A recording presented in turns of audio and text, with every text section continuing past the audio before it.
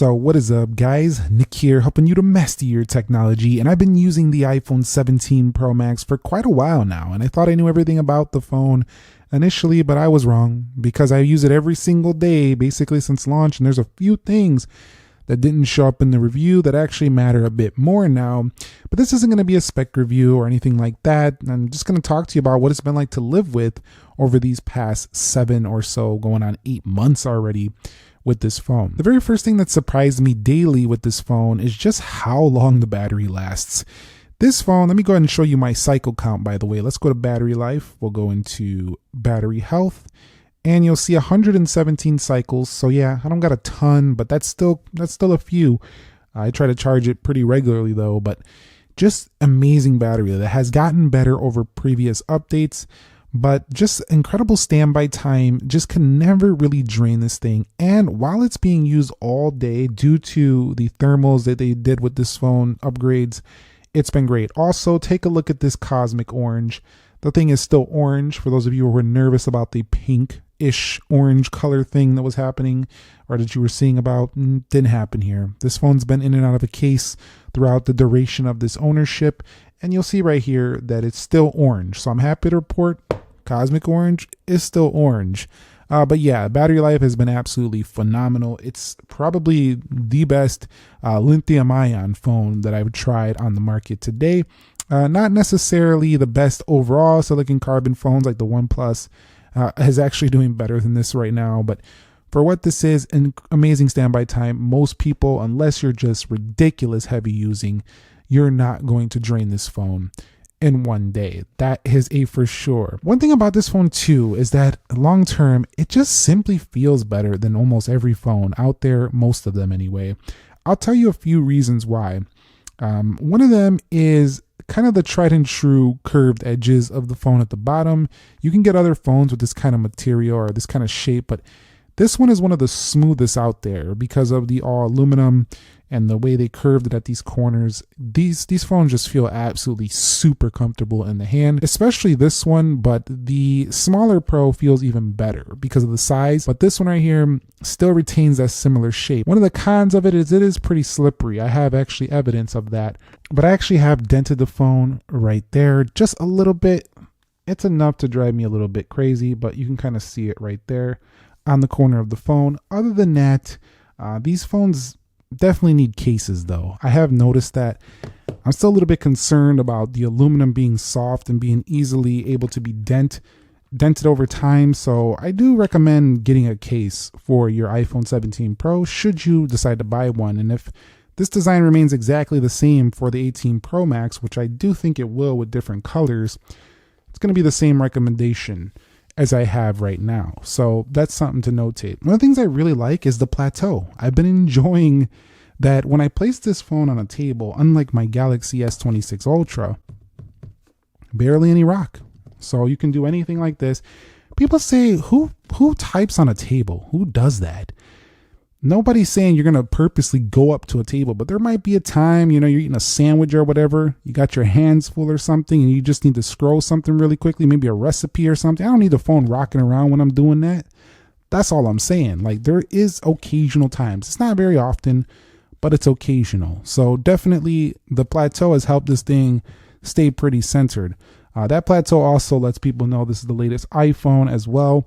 Some people don't really seem to care, but at the end of the day, I think it's been pretty good for keeping that phone flat on the table.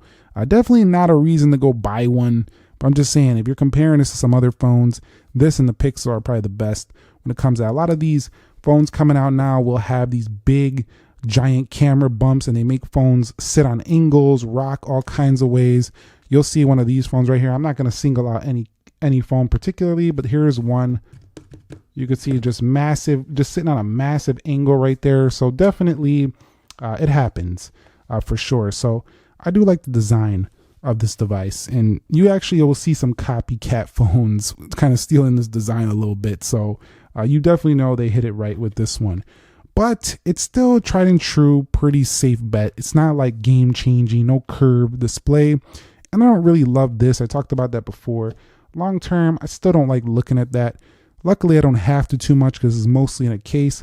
You'll see up there, we do have ourselves action button. Volume rockers are a bit high on this phone. I definitely do have to do some hand gymnastics to get up there. But you'll see on the right side down here at the bottom, camera control has been pretty useful as well. Just to go ahead and launch the camera, not so much for all the features it has. I mean, you could use those, but for me, it's just mostly as a quick camera key. And then it frees up action button to be programmable to something else.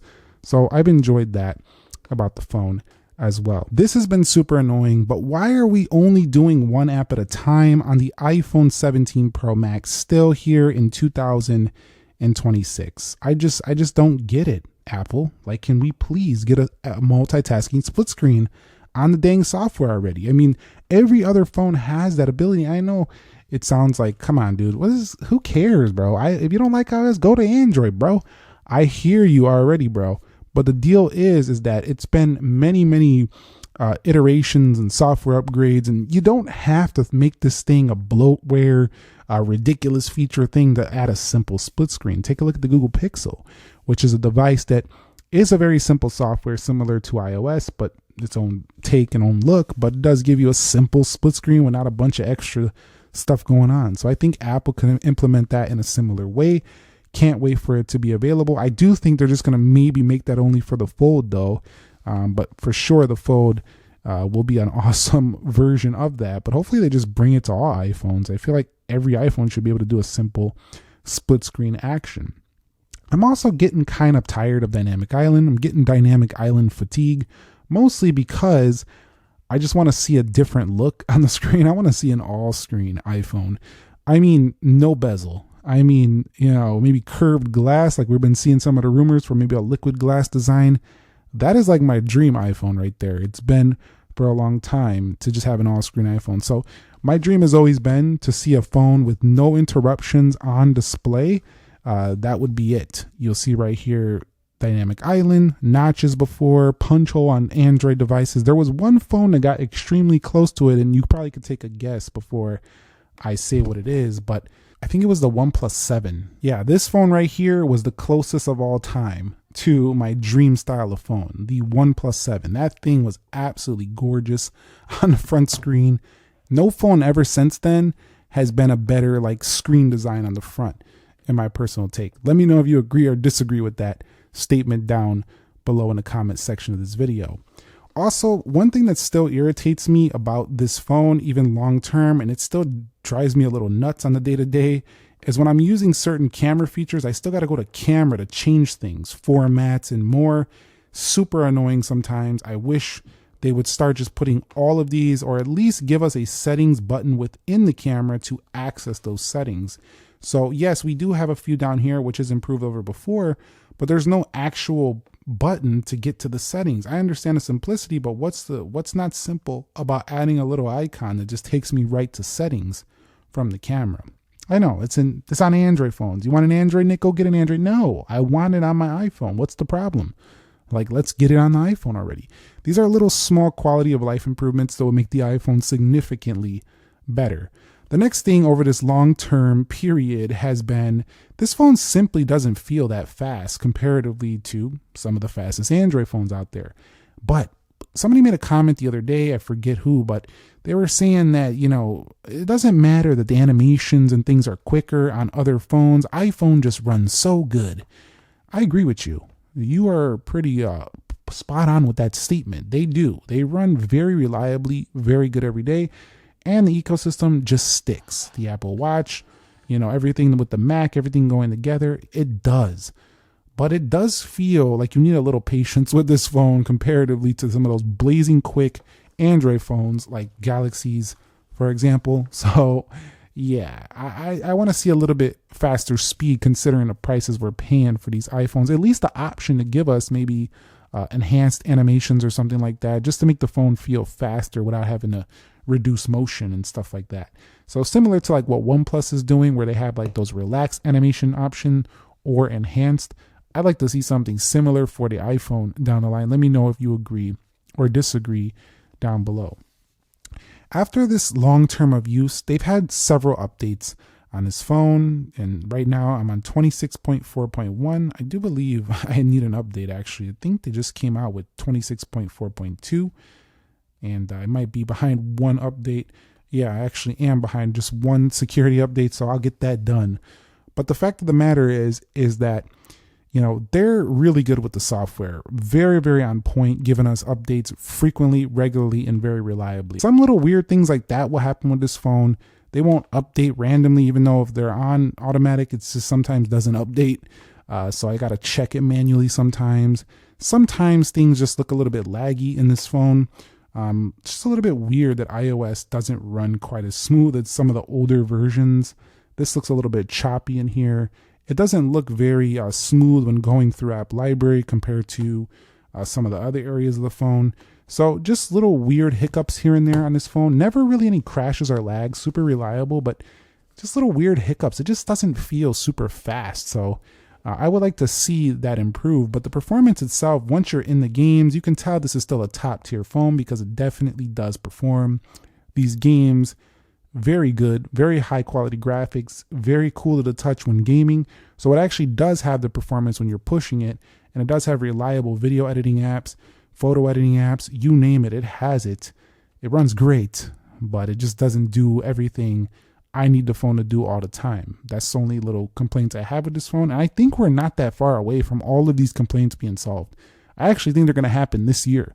So a lot of things I'm saying, I might have nothing to say anymore about the iPhone later this year. So I can't wait to see if they finally do that. I actually think within the next couple of years, my complaints, my dream phone with maybe all screen is going to be here. I actually think that the actual performance and everything, I think multitasking is going to come. I think all these things I'm talking about now, I might just be praising the dang thing pretty much regularly. So we'll see what happens. But that's what I'm feeling like right now. I feel like we're just inching there, but we are getting there. And long term with the camera, I gotta say, I absolutely love this camera. Everything about this camera definitely lives up to the Pro name. It looks incredibly sharp.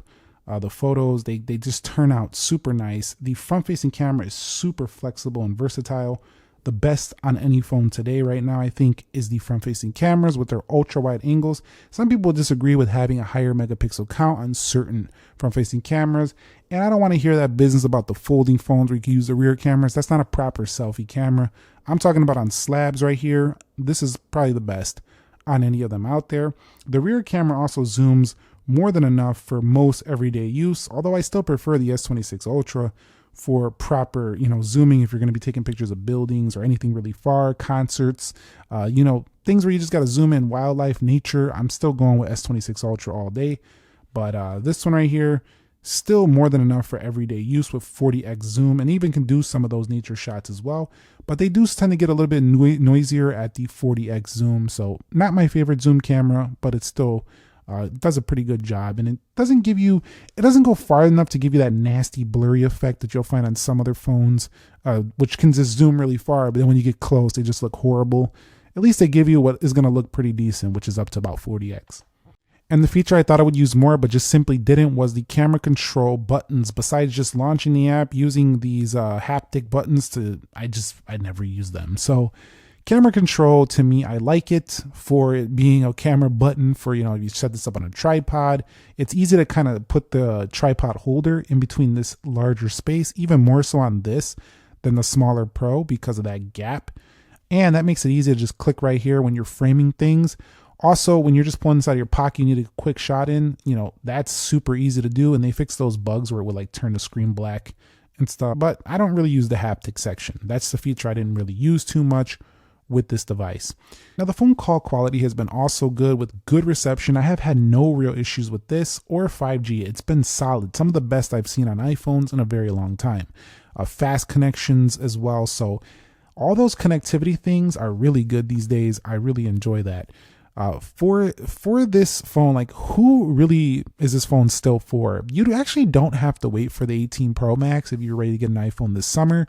The iPhone 17 Pro Max is still incredibly good for anybody who wants really strong standby time social media cameras, or just cameras in general. For when I say social media cameras, I mean the way these results look on Instagram, YouTube, TikTok, any of the social media platforms. They look so good, the photo and video quality. So that's going to be good. Anybody who wants really long battery performance for heavy use and somebody who really hates when phones get hot. This is like your dream phone right here. Also, if you're tired of the boring colors that iPhones have been coming out with for years, you'll enjoy this cosmic orange. If you're okay with orange, if not, they got silver and that blue color looks like a navy blue. So definitely, that's probably who it's for, really. But is it still worth it right now? And the answer is, I think yes, for the right person. Unless you're a tech enthusiast, simply always waiting for the next big thing, like a lot of us are here on this channel, me included. This right here is definitely a wait. I would pass right now if you're waiting for 18 Pro Max, you're waiting for Fold at this point because they're only like 5 months down the line. But anybody who is like thinking that this is going to be a bad phone just because, no, this phone's going to be great. You're not going to feel like bad that you got this when that comes out. If you get it now, you'll still have at least 5-6 months before the next thing comes out. And then you could just keep this thing and it'll probably be a similar phone with a couple different colors. So really, the question is, do you want a folding iPhone? I think that's the real one that's going to rock the industry this year.